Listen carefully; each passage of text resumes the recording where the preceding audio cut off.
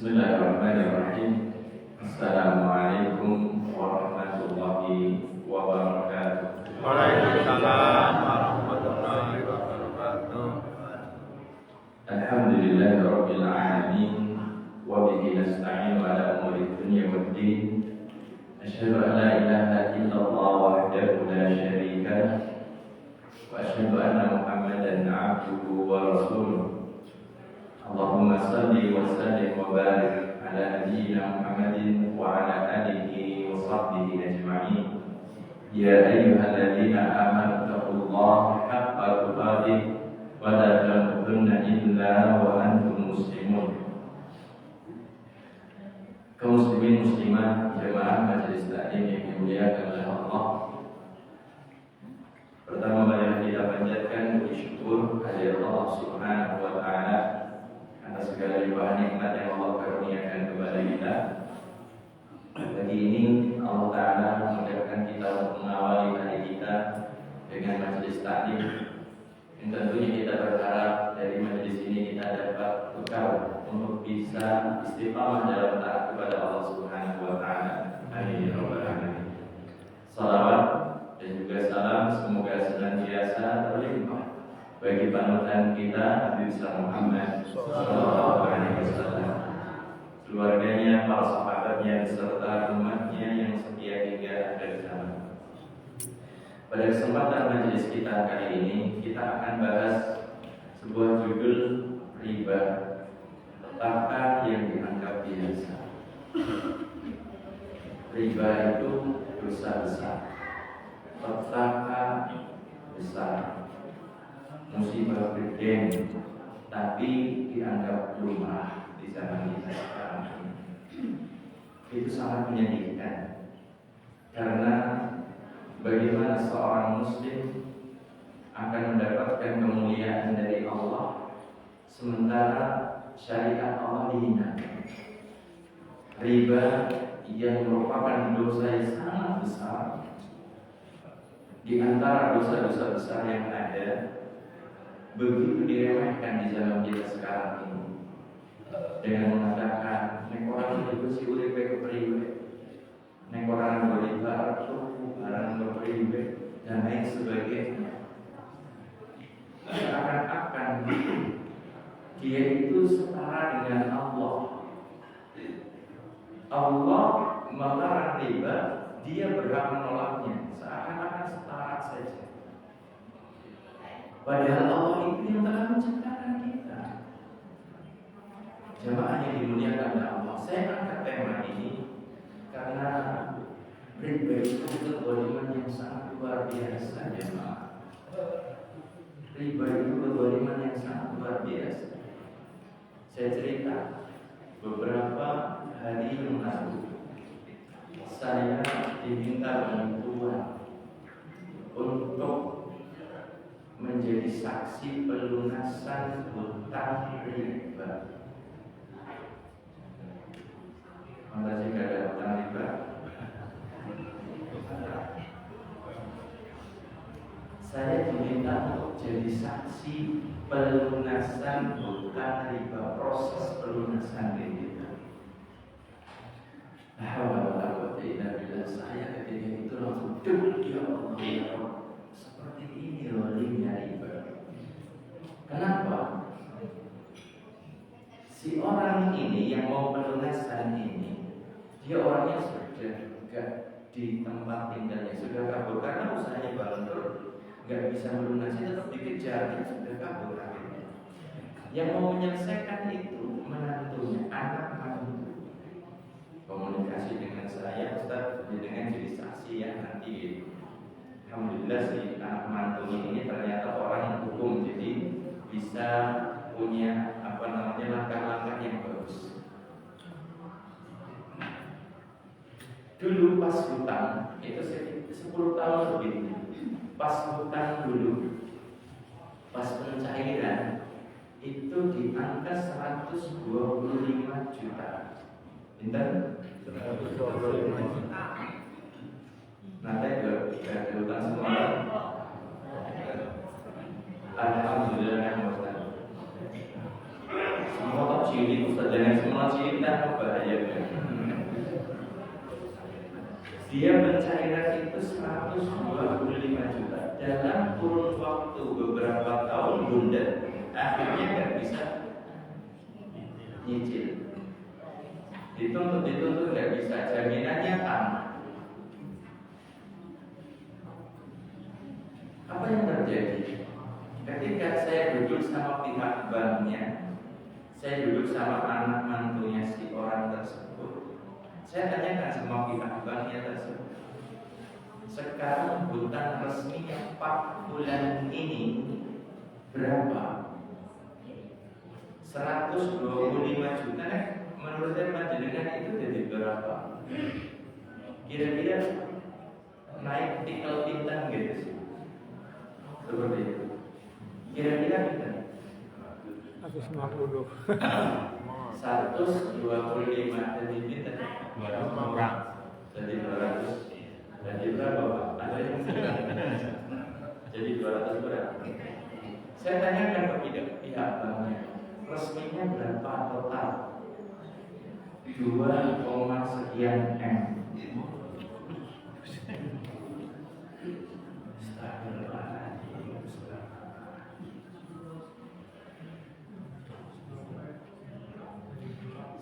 Selama juta jadi 2, sekian M. Kebayang betapa belinya dosa.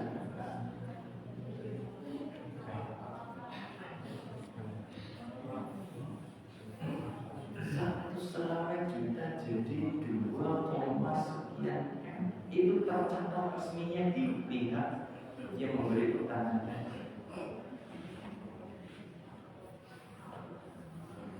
Maka jemaah yang dimuliakan oleh Allah, selamatkan anak-anak panjenengan, selamatkan ini menurut saya Bapak yang punya anak-anak kuliah di Fakultas Ekonomi, kuliah di perbankan atau kuliah di atas, selamatkan. Jangan izinkan anak-anak panjenengan kerja di lembaga-lembaga riba.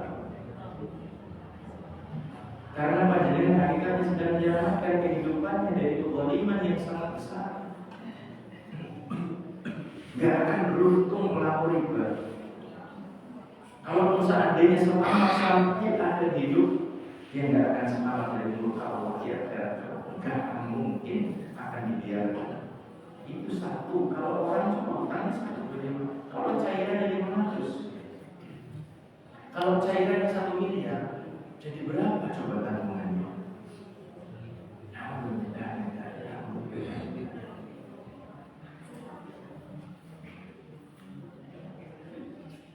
Yang repot apa? Yang repot pelakunya sama yang ngutang, dosanya sama. Pelakunya sama yang pihak yang tukang ribanya itu, rentenirnya itu, sama si korban, sama yang dikatakan sebagai korban itu dosanya sama. Sing berhutang sama yang memberikan hutangan itu dosanya sama. Pencatatnya, saksinya juga sama. Kata Nabi Sallallahu Alaihi Wasallam, disebutkan dalam riwayat, la'ana Rasulullah Sallallahu Alaihi Wasallam akilar riba wa mukilahu wa katibahu hum sawa. Tolong perhatikan baik-baik, jenengan yang merasa jadi korban. Rasulullah melaknat pelaku riba, nasabahnya. Ini jangan pernah merasa jenengan, aku kan jadi korban, Ustaz, aku sih utang meringanan. Pelakunya, kemudian apa? Nasabahnya, kemudian apa? Saksinya yang mencatat stempel. Hum sawa, mereka dosanya itu plok sama. Maka jangan dianggap remeh. Bukan suka ngasih utang, ngasih utangan. Sebagian orang memahaminya seperti itu. Ternyata nasabahnya juga berdosa. Karena apa? Tidaklah ada pelaku kecuali karena disokong oleh siapa? Nasabah.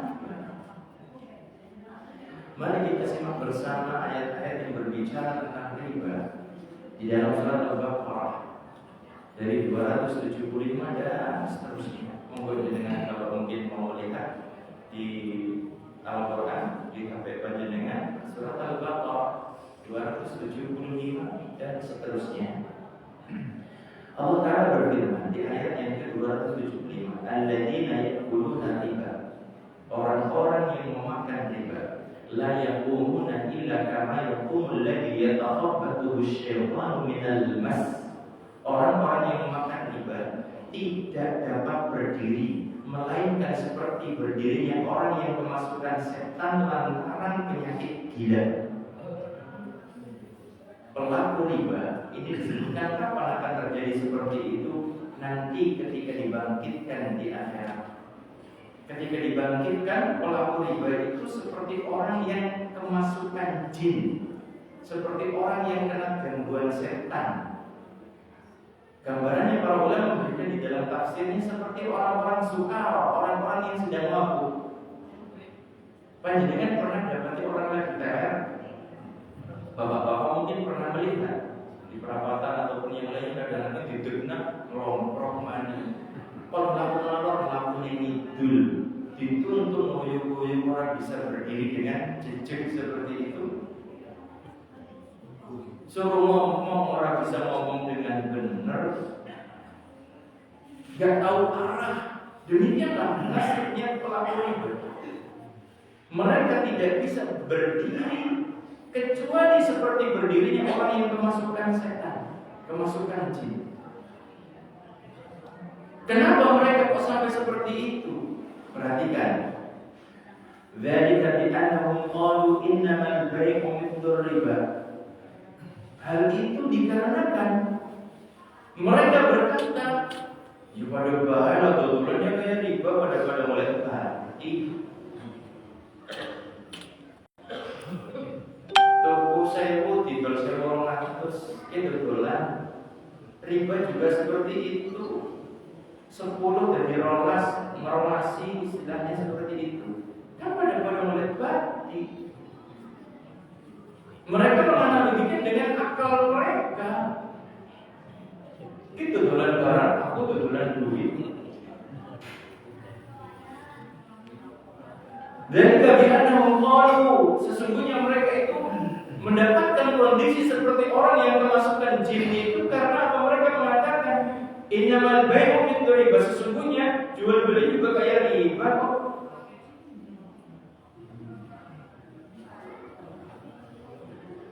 Dan orang-orang yang pelaku riba, yang menurut saya pelaku riba itu fitrahnya sudah rusak, sudah nggak ada belas kasihannya, nggak ada ibadahnya kepada orang lain. Pelaku riba seperti itu nggak ada ibad sedikit pun.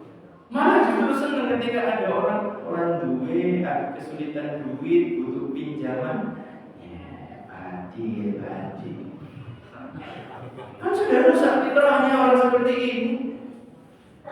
Kalau panjenengan yang soleh-soleh ini kan lihat orang seperti melas tolong kita bantulah, rewangilah, tertolonglah. Orang dari badi, orang dari logi, tertolong semenenya, ngasih baliklah semeneh bulan Maret.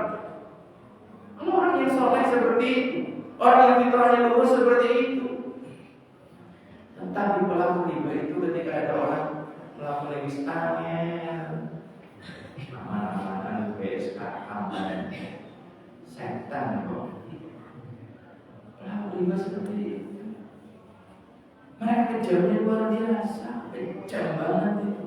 Maka saya katakan sama panjenengan, tolong, anak panjenengan itu kuliah di ekonomi, tolong selamatkan mereka. Jangan biarkan anak-anak panjenengan kerja di lembaga riba. Mentereng atau ini yang mentereng gajinya gede, tapi kan ketika sudah masuk diikat langsung nggak bisa lepas. Kenapa sebabnya? Karena dikasih katanya pinjaman lunak.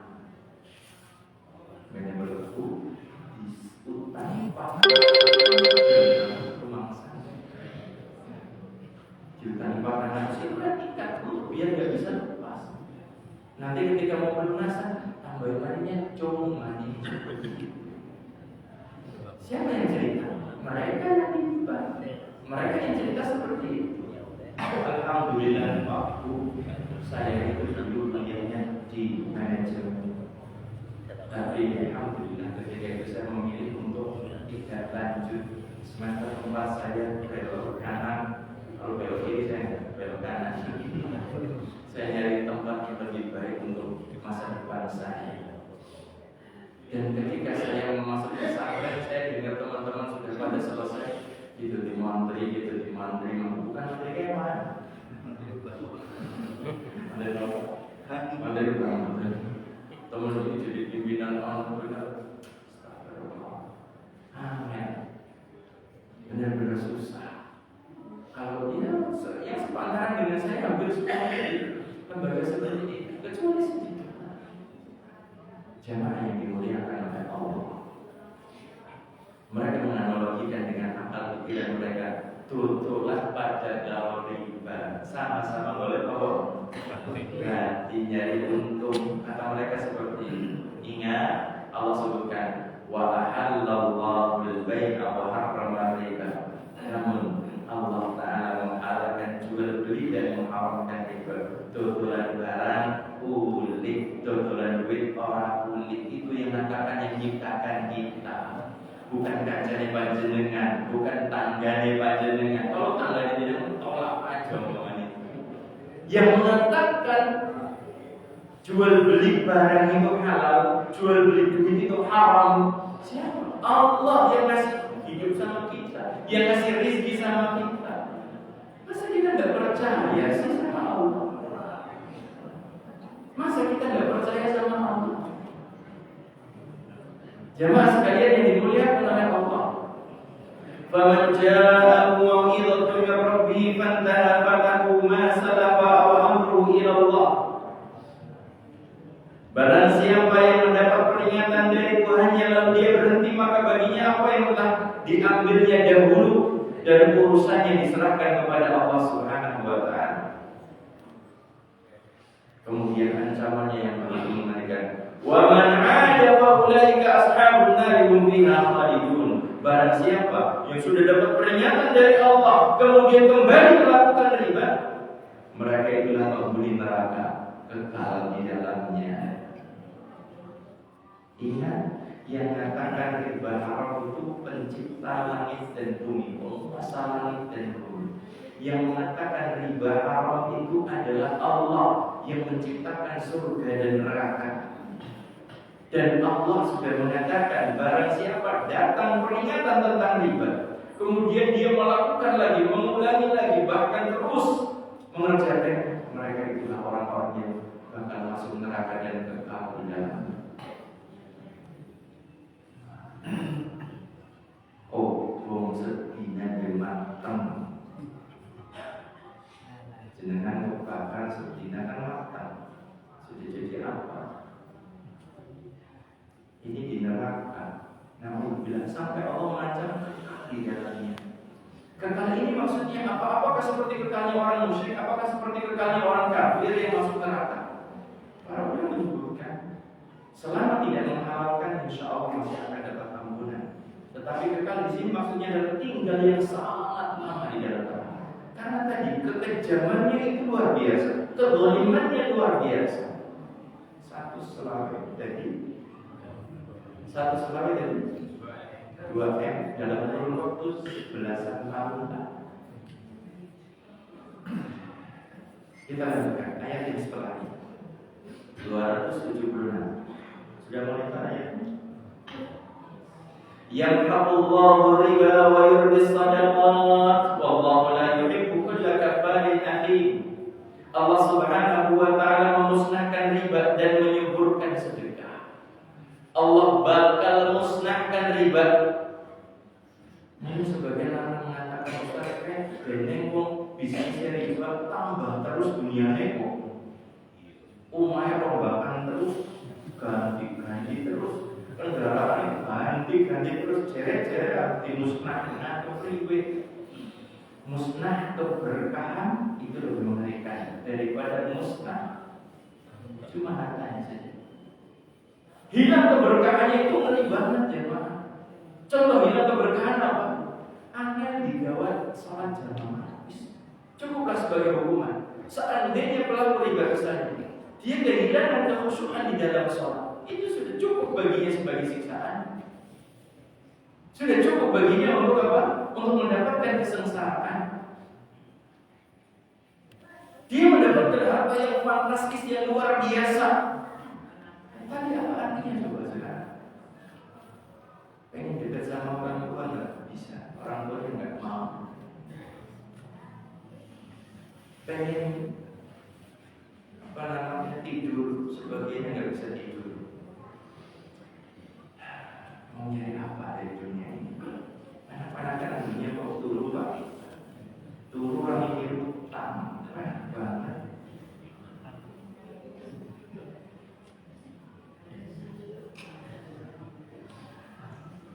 Allah Ta'ala menjadikan yang kayanya berkurang malah diberkahi. Wa yurbis sadaqah, Allah tumbuh kembangkan sedekah itu.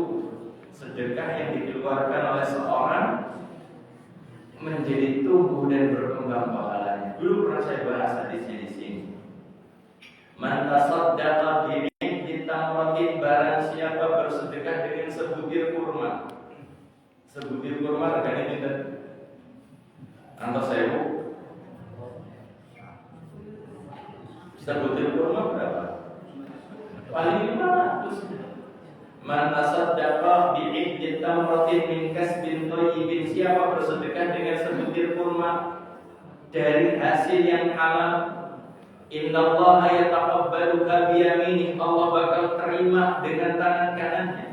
Tsumma yurabbiha li sahibihi, kemudian Allah tumbuh kembangkan, Allah jaga, Allah pelihara untuk orang yang bersedekah tersebut.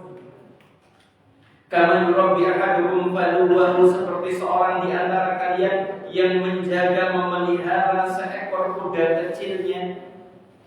Hatta takuna mithla jabal, sedekah yang sebutir kurma itu kemudian tumbuh berkembang sampai seperti gunung. Luar biasa banget, dahsyat banget ini. Maka kalau seandainya panjenengan punya program Ordok masjid, buat Masjid Al-Hikmah itu bikin program Ordok One Day 1000, itu Masya Allah keren banget itu. Bisa digagas. Masjid makmur jenengan hidupnya penuh berkah. Saya mau buatan berharga bagi jenengan. Bu Pak, sedina saya Bu, mana-mana. Lu mana kayak panjenengan nolak tuh jajan Semarang saya ujung. Orang bakal belum kok. Bocah sih jajan kecil-kecilnya dengan mami paling cilik-cilik. Saya bukan kayak saya kayak bang mobil loh. Gambarannya seperti apa rasa kayak gitu. Nyuwun saya ini digagasnya kayak gini Pak. Akhirnya ada beberapa orang yang hadir semuanya. Takmir mana takmir? Takmir mana? Itu ketuanya. Yang penggeraknya, yang anak mudanya, siapa lagi? Siapa lagi yang lain? Cuma 2 orang Pak. Pengurus masjid-masjid cuma 3 orang, 4 orang. Pengurus, digagasnya kayak gini. Panjenengan masjid punya kaleng yang bisa dibuka ataupun kotak, kemudian dititipkan di rumah bapak-bapak ibu-ibu yang suami istri ya cuma cukup 1 lah di rumah, cukup 1. Kemudian apa? Ditulis di situ, dikasih nomor.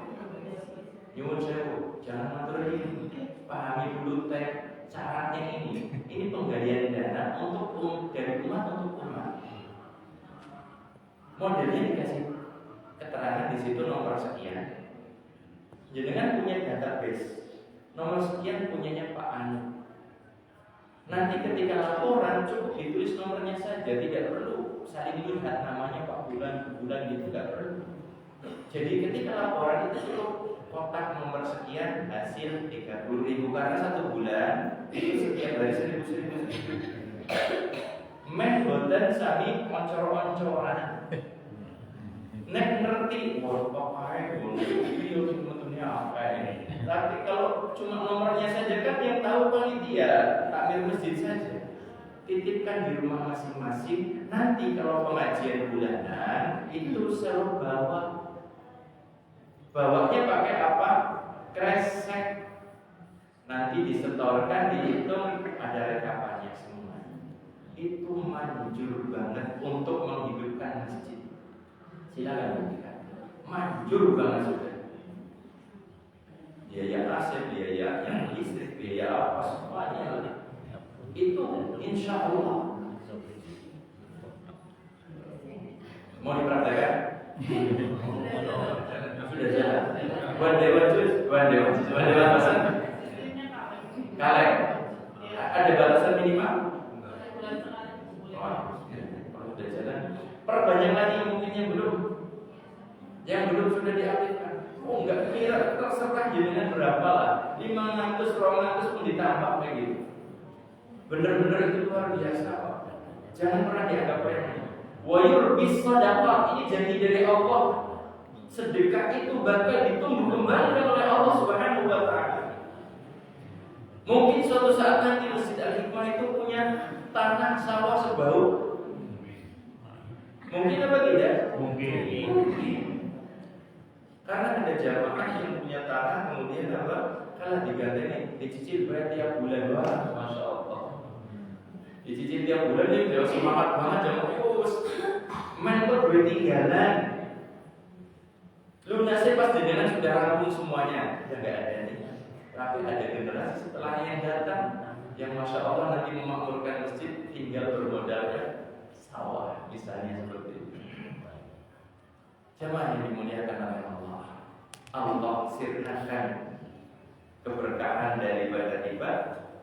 Demikian juga kebalikannya, Allah tumbuh kembangkan sedekah. Kalau sedekah mengurangi duit kita, riba itu nambah duit kita seakan-akan seperti itu, tapi dimusnahkan oleh Allah. Sedekah mengurangi duit kita, tetapi ditumbuh kembangkan oleh Allah. Itu yang buat aturan siapa? Allah mencipta kita. Wallahu la yuhibbu kulla kafarin athim.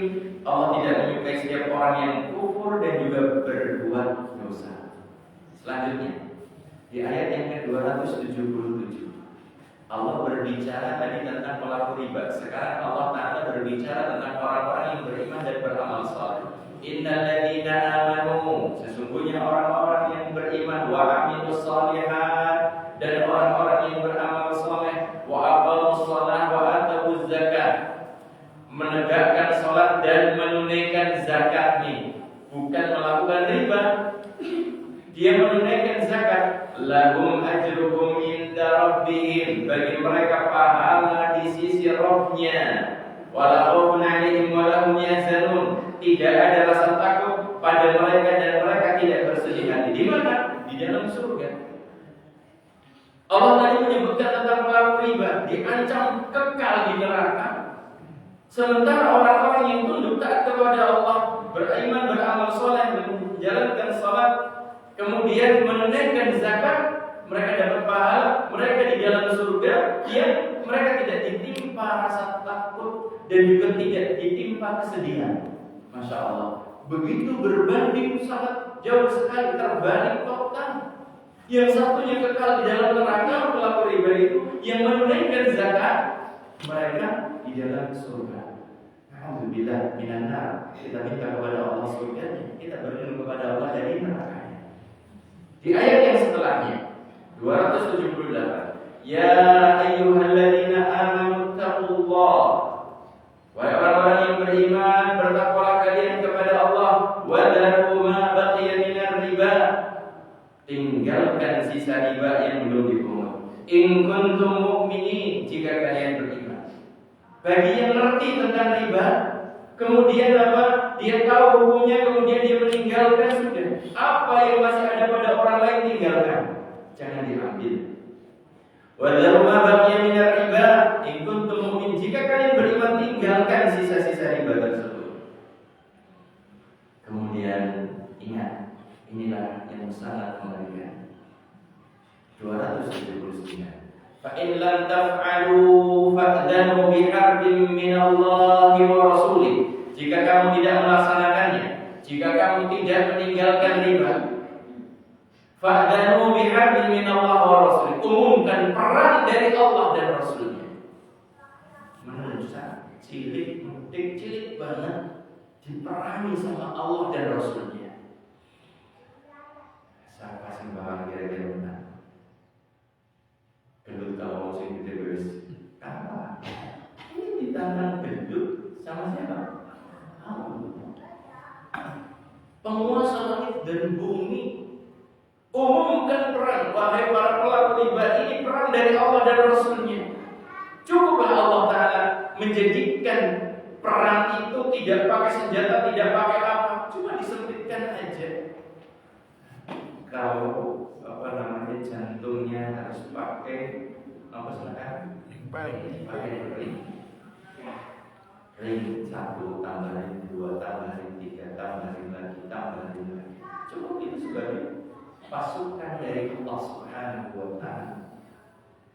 Cukuplah pelaku riba itu tersiksa ketika dia sakitnya gak sembuh-sembuh. Cukuplah pelaku riba itu dijajakan oleh Allah Subhanahu wa Ta'ala. Kalau mau tidur itu harus pakai obat, itu cukup bagi pelaku tersebut. Cukup sebagai siksaan. Orang bakal nyaman orang. Cukuplah baginya kalau seandainya anaknya dijadikan sebagai anak yang durhaka kepadanya. Cukup.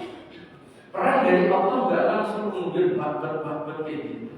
Dar tembakan bom keluar gitu enggak. Cukup perang dari Allah dengan sesuatu yang kayaknya itu bukan perang. Tapi itu begitu menyakitkan.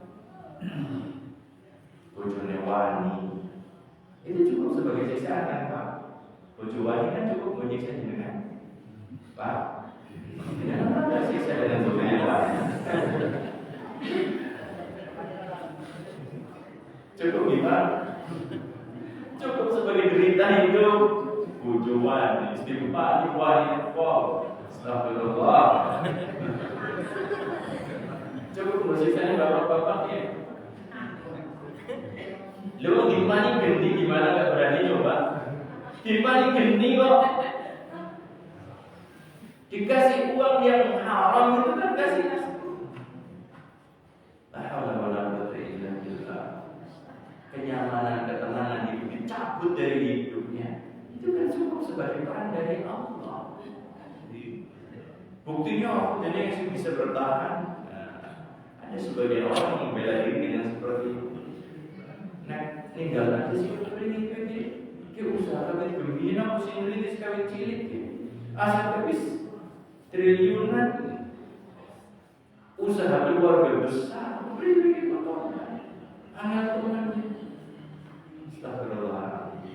Jamaah yang mulia, sayangi diri, sayangi keluarga, jauhi riba.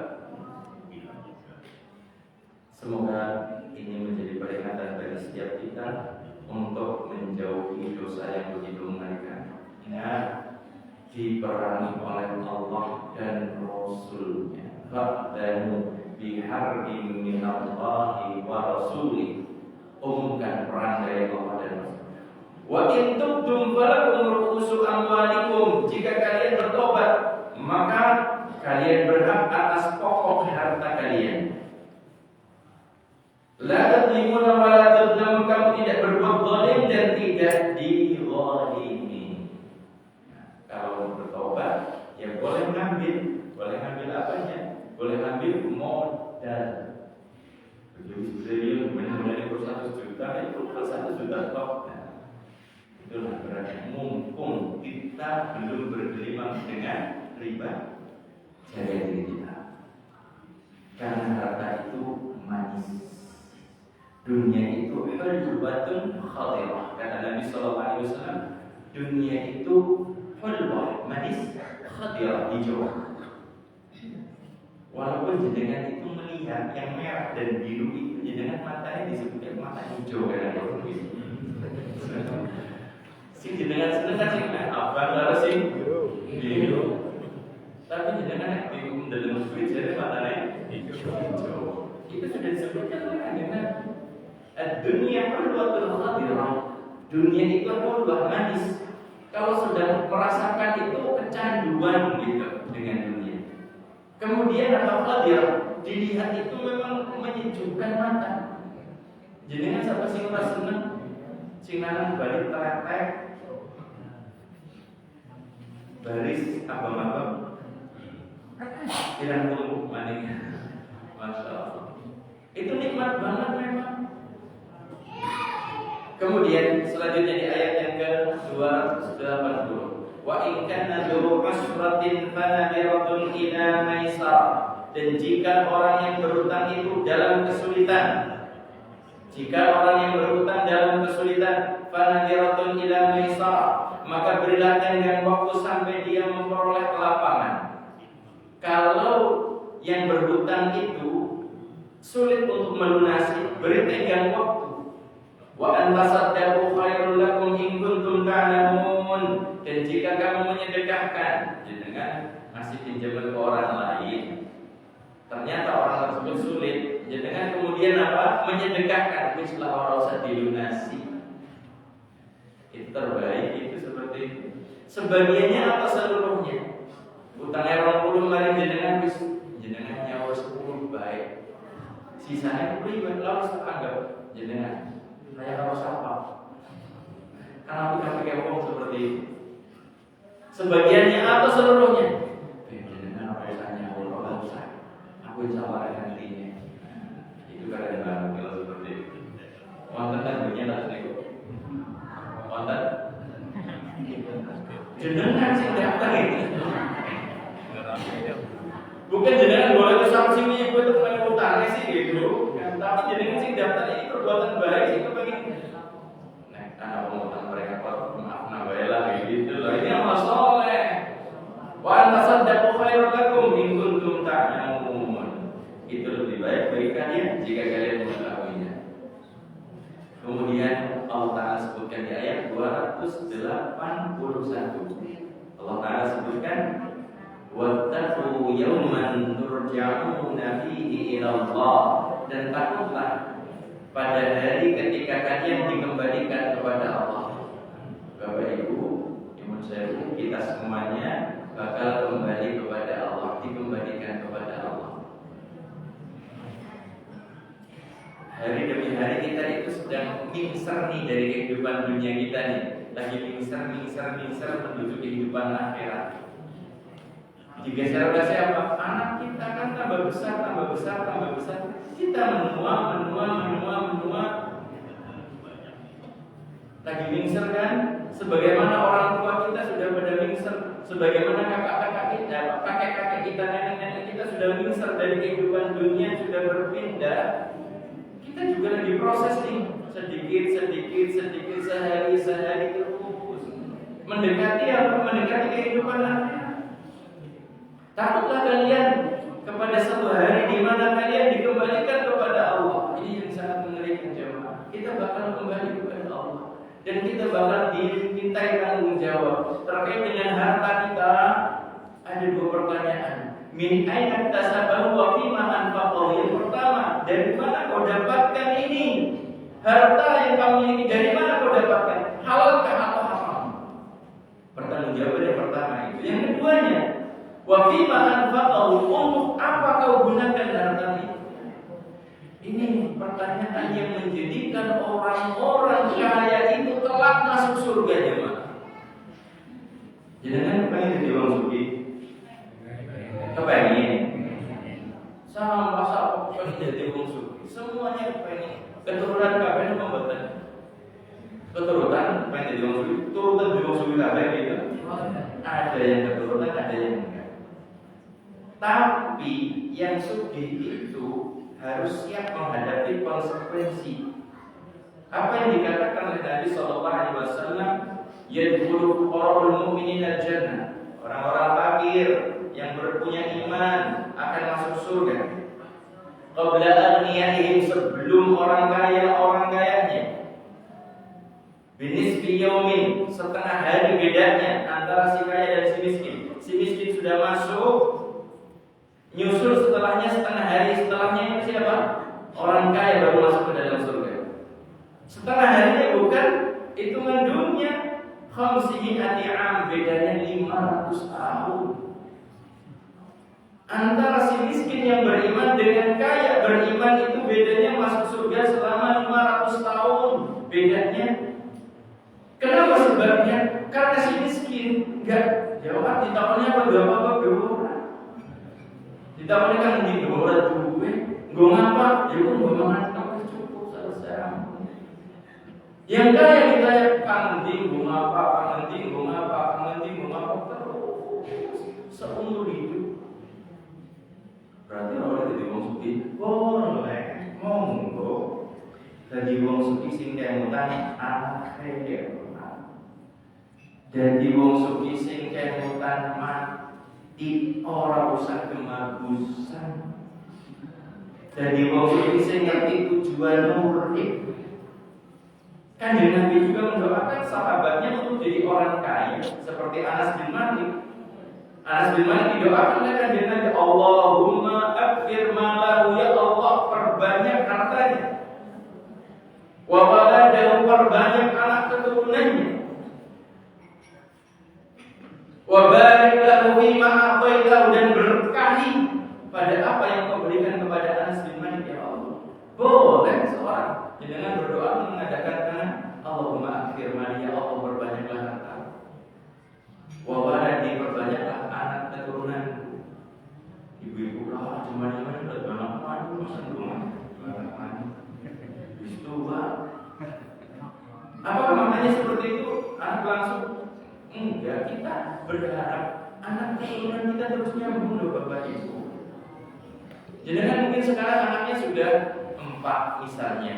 Jenengan sudah berumur untuk hamil lagi sudah repot misalnya seperti itu. Jenengan tinggal dong nak, biar nanti anak keturunan jenengan itu berlanjut. Kan harus kita pikirkan.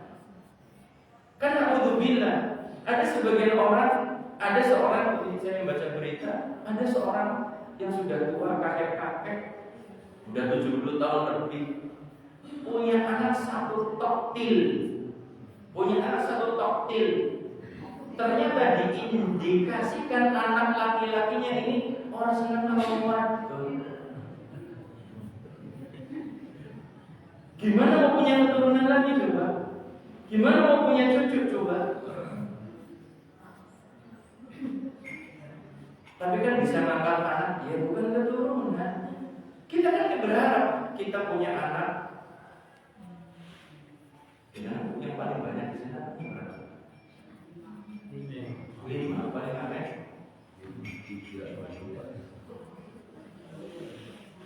Bukan berbangga, tapi saya bersyukur ya. Alhamdulillah saya lebih banyak dari jenengan semua. Alhamdulillah. 3 perempuan, 3 laki-laki. Alhamdulillah. Ibu jangan besi jiwa.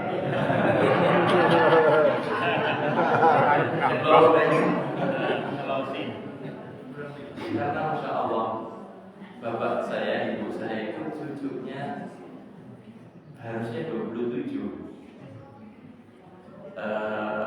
Karena kakak saya pernah keguguran 2 kali, jadinya 25 yang gitu. Kalau pas ngumpul itu kan, ramai.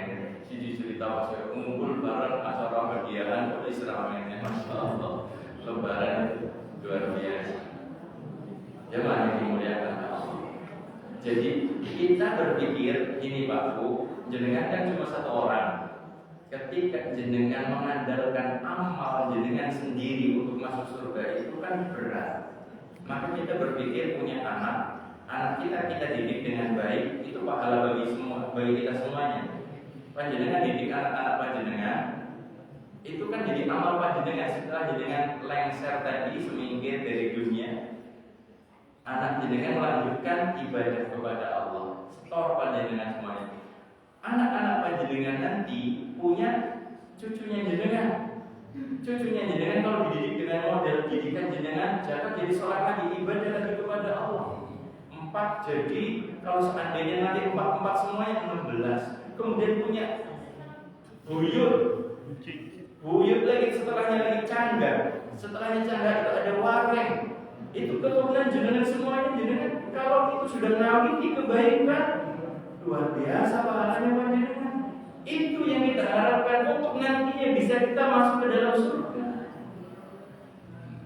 Wis dua anak siji, dua anak itu siji, til. Kon bojo megel senenge karo wong lanang sing gede.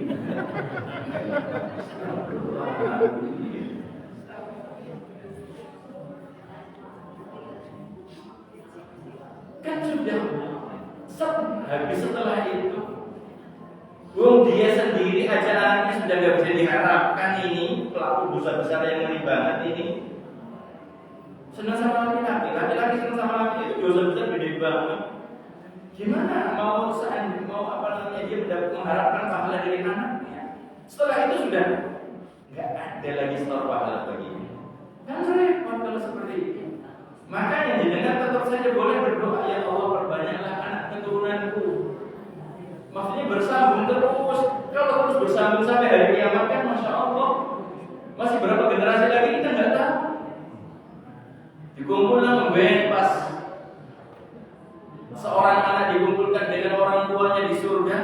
Dua nama yang ngobrol-ngobrol apa banget. Senangnya kayak apa? Kalau terus berkesinambungan dalam taat kepada Allah Subhanahu wa taala. Allahumma akfir mali wa waladi, ya Allah perbanyaklah hartaku, perbanyaklah keturunanku, wa barik li fima a'taitani, dan berkahi ya Allah apa yang Engkau sudah berikan kepada hamba-Mu ini. Kita minta diperbanyak harta, kita minta diperbanyak anak keturunan, dan juga kita minta keberkahan pada apa yang Allah berikan kepada kita. Kita nanti akan menghadap kepada Allah. Kemudian setiap orang akan diberi balasan yang sempurna. Semua balasan dari Allah sempurna. Yang panjenengan berbuat amal soleh 10 kali lipat minimal dari Allah. Jenengan yang berbuat dosa dibalas sempurna dengan sepertinya saja. Itu sempurna dari Allah. Wa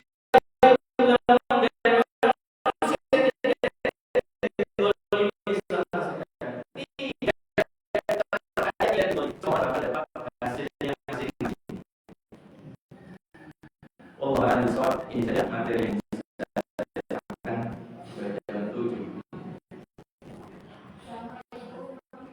Pertanyaan, monggo.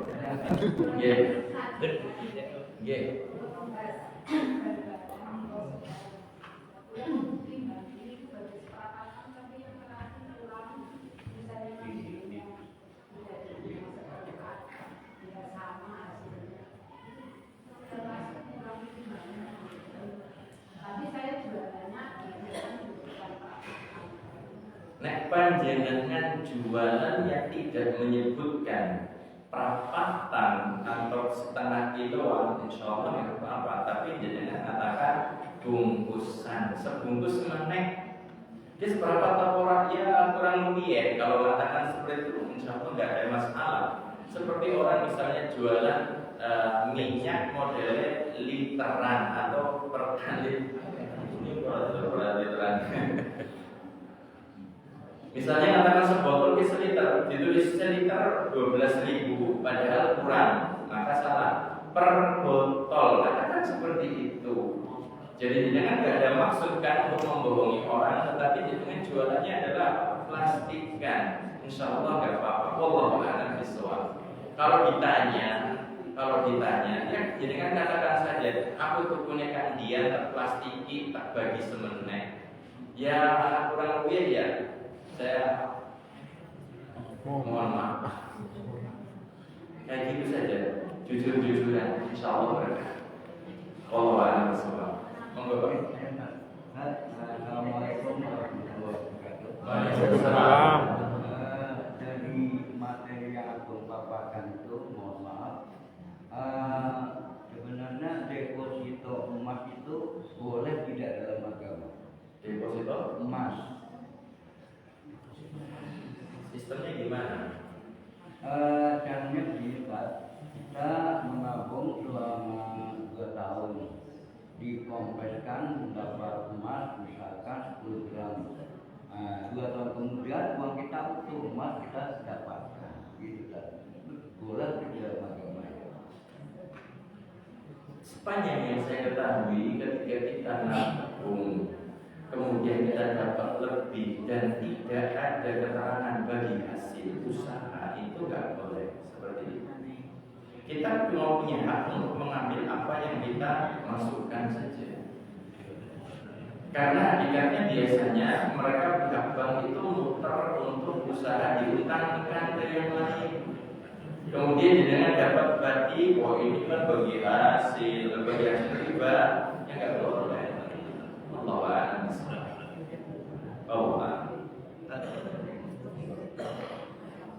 Saya menanya gimana kalau kita bekerja tapi yang bukan di kantor ya, seperti pembantu atau tukang kebun di tempat pelaku riba. Terus yang kedua, gimana kalau pelaku riba menyedekahkan makanan ke masjid? Apakah kita haram makan makanan itu? Terima kasih Bapak. Kalau bekerja di lembaga ribawi tetapi jadi pembantu tukang kebun, jadi pembantu tirta, sepanjang yang saya ketahui ini berbeda ya kaitannya. Artinya seperti istri misalnya, suami kerjanya rentenir, istrinya nggak punya kerjaan sama sekali. Istrinya itu boleh untuk mendapatkan kecukupan nafkah, sekedar bertahan hidup, kebutuhan pokok itu boleh. Kenapa? Karena istri nggak punya pekerjaan, sementara dia suami itu punya kewajiban. Kewajiban dia itu untuk memberikan nafkah. Dengan cara halal atau haram itu dia pilihan suami tersebut. Kalau suaminya menempuh cara yang haram, istri berhak untuk makan minumlah seperti itu, kebutuhan pokok boleh ngambil seperti itu. Ya berat banget Ustaz, ya. Makanya untuk bagaimana? Sama-sama berat. Astagfirullahaladzim. Dan ini kedua, Sedekah makanan. sedekah makanan insya Allah gak masalah. Artinya diterima kalau seandainya ada yang bersedekah dari orang pelaku seperti itu, kemudian dia minta akadnya kan akad cuma istilahnya menerima hadiah dari orang tersebut. Kita nggak otomatis langsung menanggung apanya, menanggung dosanya orang tersebut. Sebagaimana posisinya tadi sebagai istri tadi.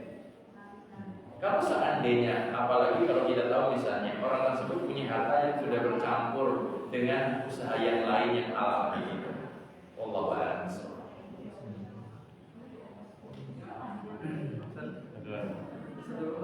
Saya pernah baca di medsos itu ya, 1 dirham uang riba dosanya sama dengan 36 kali zina. Apakah itu ada soal atau mungkin maksudnya? Terima kasih. Nabi Shallallahu Alaihi Wasallam beliau menyebutkan dirham riba, 1 dirham uang riba, asyad min sittin wa talatina zaniyah, itu lebih berat dosanya daripada berzina 36 kali. Zina 36 kali itu kan hitungannya kalau setahun sebulan telu. Kan 12 bulan, 1 tahun 12 bulan.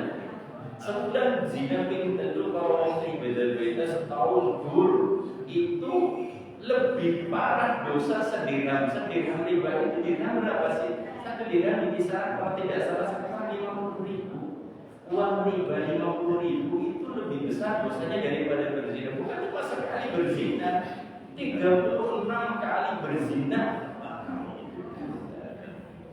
Lebih parah, bukan setara ya, lebih parah. Itu hadisnya sahih. Allah a'lam. Cukup? Ada ibu di belakang. Di PKK itu biasanya begini ya, ada sintin kan nanti jam itu misalnya 100 menjadi 105, ya 5 ribunya itu nanti kita pakai bersama-sama politik misalnya, itu gimana? Haram.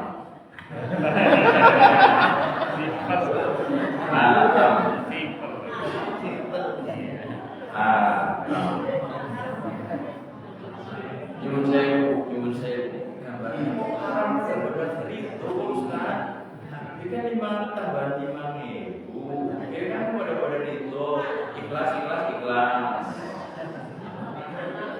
Gambarannya kayak gini tuh. Keridhaan kita tidak kemudian menjadikan yang haram jadi halal. Nyuwun sewu gambarannya. Ada suatu laki-laki dengan perempuan sama-sama berzina dengan ridho, satunya ngasih uang, satunya ngasih badannya. Sama-sama ridho, apakah jadi halal? Zina tetap zina kan? Paham? Zina tetap zina walaupun dengan keridhaan. Gak mungkin seorang mengatakan nanti di hadapan Allah, aku ikhlas pada ikhlas, aku dihukum gak bisa seperti itu. Cuma sekedar itu antara kita dengan orang lain kemudian melakukan maksiat sama-sama buruk kayak gitu dosanya. Syariat aturan buat apa? Gak bisa seperti itu. Makanya saya sering mengingatkan, jangan kita melakukan dosa riba kecil-kecilan di lingkungan kita. Seperti tadi, Dawis punya riba, PKK punya riba, RT yang punya riba, apalagi? Jangan hindari semacam itu. Lalu bagaimana caranya? Kalau seandainya memang butuh kepada administrasi, berapa administrasi? Pencatatan. Berapa biayanya untuk pulpen saya? Bertasbiran itu pencatatan. Normal, yang namanya mencatat 10 juta dengan 1.000 pada baik. Iya atau tidak?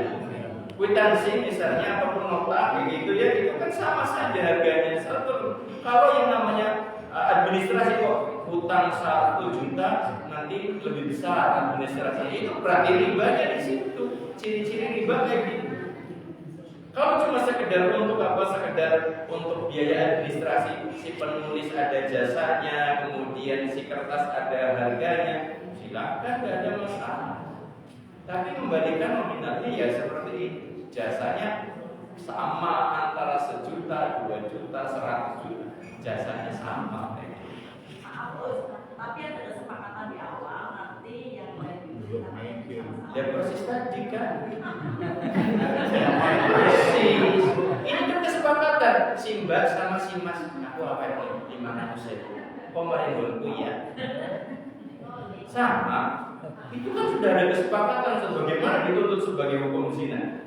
Ya tetap zina kan. Kok nggak ada ikatan suami istri kok? Bisa dipahami? Persis seperti itu gitu. Gak bisa dijadikan halal. Allah a'lam. Gitu.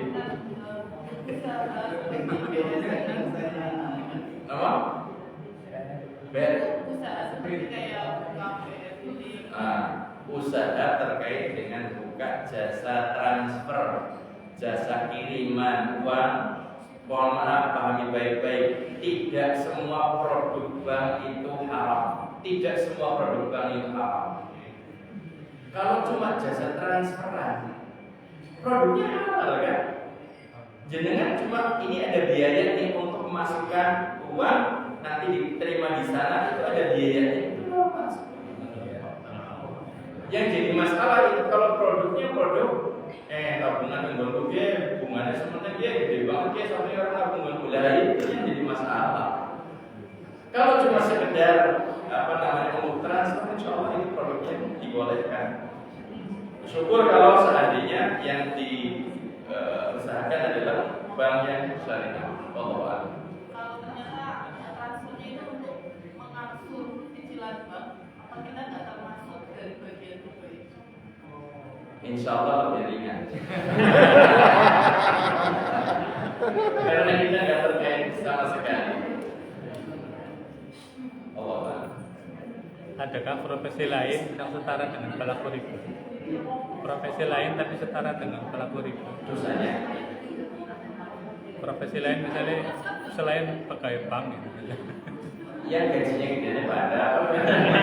Jadi kan yang ditanya profesi lain yang setara dengan itu, setara dalam dosa atau setara dalam gaji? Setara dalam dosa atau setara dalam gaji? Kan di salah itu ada siapa yang pemungut pajak itu. Oh ya, kalau pemungut pajak itu bukan riba ya. Pemungut pajak itu bukan riba, tetapi itu murni kezaliman.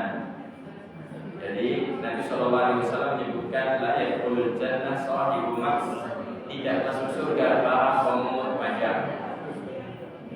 Loh, ini teman. Dan memang seperti itu hadisnya Ibnu Syaikhul. La yadkhulul jannah shahibu maks, tidak masuk surga pemungut pajak. Namun dalam kondisi tertentu, pemerintah boleh memungut pajak. Dalam kondisi tertentu, tidak di semua kondisi. Allah a'lam. Ini saja yang bisa saya sampaikan. Terima kasih sekali bagi bisa diberikan kepada dengan semoga apa yang kita bahas jadi bermanfaat. Selamat berjumpa, semoga hati-hati di jalan. Semoga Allah Taala berikan kepada kita semuanya istiqamah dalam taat kepada Allah. Semoga Allah Taala karuniakan husnul khatimah di akhir ini. Amin. Kita akhiri subhanallahumma wa bihamdika asyhadu an la ilaha illa anta astaghfiruka wa atubu ilaik. Wabillahi taufiq wal hidayah. Assalamualaikum warahmatullahi wabarakatuh.